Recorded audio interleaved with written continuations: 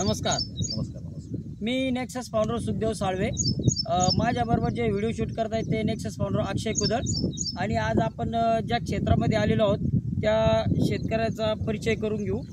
Sir, आपलं पूर्ण नाव सांगा. दिलीप दादासाहेब इंगळे, दिलीप दादासाहेब इंगळे. सर, गाव कोणतं आहे? मानोरी. मानोरी, तालुका राहुरी, जिल्हा अहमदनगर. तर सर, ही जी कपाशीची जी व्हरायटी आहे सर कुठली आहे? ही बाउन्सर. बाउन्सर. आणि सर, लागवड करून किती दिवस झालेत? हे आज 1 महिना झाला. 1 महिना झाला. आणि सर, आज तारीख किती आहे? 5 तारीख. 5 जुलै 2024. तर कपाशी लावून 1 महिना झालेला आहे. तर आपण सध्याची परिस्थिती दाखवा सर कपाशीची. साधारण एक ईदभर झाड आहे आणि एक साधारण 10 ते 12 पाते आहेत. इकडं मारा सर, इकडं पण घ्या सर. सर, ह्या कपाशीमध्ये तुम्हाला अपेक्षा काय काय सर? अपेक्षा काय म्हणजे याच्यात काय प्रगती हवी? अपेक्षा म्हणजे आता त्याला उत्पन्न मिळालं पाहिजे.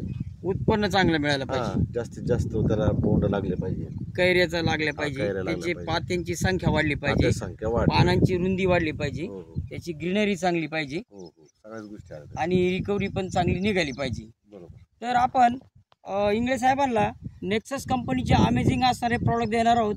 ड्रिंचिंगमधून न्यूट्रिक्रॉप फ्रूट्स आणि इफेक्ट, आणि स्प्रेमधून इफेक्ट ग्रो आणि मल्टीमॅक्स.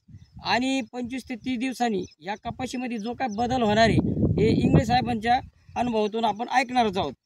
नमस्कार. तर सर, परत इकडं पूर्ण प्लॉटवर कॅमेरा मारा, एकदा जवळून घ्या सर.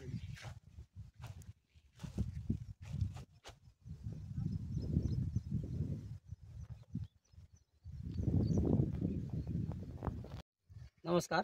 नमस्कार. मी नेक्सस फाउंडर सुखदेव साळवे. माझ्याबरोबर जे व्हिडिओ शूट करत आहेत ते नेक्सस फाउंडर अक्षय कुदळ. आणि आज आपण ज्या क्षेत्रामध्ये आलेलो आहोत त्या शेतकऱ्यांचा परिचय आपण करून घेऊ. सर, आपलं पूर्ण नाव सांगा. दिलीप दादासाहेब इंगळे. दिलीप दादासाहेब इंगळे. आणि गाव कोणतं सर? मानोरी शिवार. मानोरी शिवार, तालुका राहुरी, जिल्हा अहमदनगर. आणि सर, आज तारीख किती आहे? आज 22 ऑगस्ट 2024. तर सरांना आपण 5 जुलै 2024 रोजी नेक्सस कंपनीची अमेझिंग असणारी बायोकिट दिली होती. त्याच्यामधून 2 ड्रिंचिंग आणि 2 स्प्रे सांगितले होते.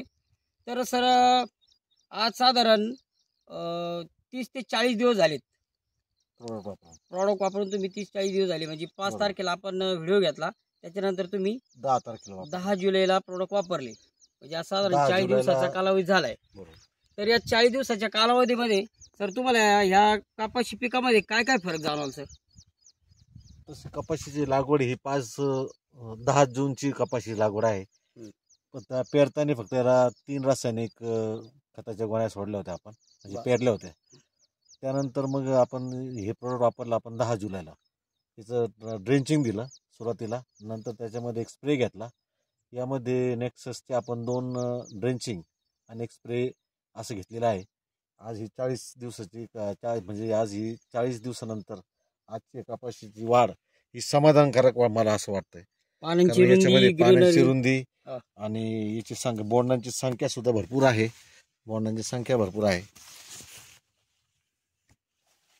आणि बोंड आता तयार झाल्याच्या अवस्थेत आहे, म्हणजे खालची बोंड आपल्याला लागायला लागली आहे. खालची साईज होईल आता असं. तर समाधानकारक वाढ आहे याच्यामध्ये. नेक्ससचा इफेक्ट मला समाधानकारक वाटतोय. आणि याच्या अगोदर पण तुम्ही प्रोडक्ट वापरले होते? मागच्या वर्षी आपण ऊसासाठी केला होता नेक्सस, त्यावेळेस चांगलं पीक निघलं होतं. आणि यंदा कपाशीला आपण वापरलेला आहे. बरोबर. म्हणजे एकंदरीत तुम्ही नेक्सस कंपनीचे प्रोडक्ट वापरून दरवर्षी नेक्सस कंपनीचे प्रोडक्ट मी वापरतो आणि समाधानकारक रिझल्ट असल्यामुळे मी घेत असतो. आणि इतर शेतकऱ्यांना काय सांगणार तुम्ही नेक्ससच्या याच्यामध्ये कमी रासायनिक पीक ह्या नेक्ससमुळं कमी रासायनिक खत लागतात. त्याचं कारण कसं आहे की आपण जे ड्रेंचिंग करतो त्यात ह्युमिक ॲसिड असेल, ॲमिनो ॲसिड असेल, त्यामुळं हे जे आहे ना जमिनीमधील जे अन्नद्रव्य त्याचं अपटेक होतं.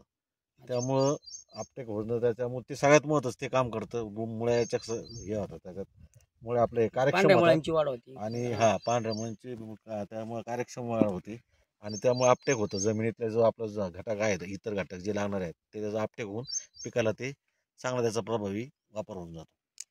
तर म्हणजे आपण सर समाधानी आहात. हो समाधानी आहे निश्चित. म्हणजे कमीत कमी खर्चात जास्तीत जास्त आपण जास्तीत जास्त उत्पन्न भेटलेलं आहे आपण मला. घेऊ हो, शकतो हो, बा. हो. म्हणजे जो रासायनिकचा खर्च वाढतो तो कमी होऊ तो शकतो. कमी होऊ शकतो. बरोबर या बरोबर. नेक्सस मुळे कमी झालेला आहे.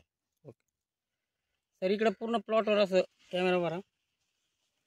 साधारणतः हाईट आता किती छाती हाईट पोहोचला? 4 फूट आहे. 4 फूट. 4-4.5 फूट, 4.25 फुटाची हाईट आलेली आहे आज. आणि आपण ज्यावेळेस दिलं होतं ते सर्वसाधारण ते अशी साधारण ते काही गुडघ्याच्या खाली गुडघ्याच्या होती. खाली गुडघ्याच्या खालीच होती. बरोबर. काळोखी पण चांगली आहे त्याला. काळोखी खूप आहे.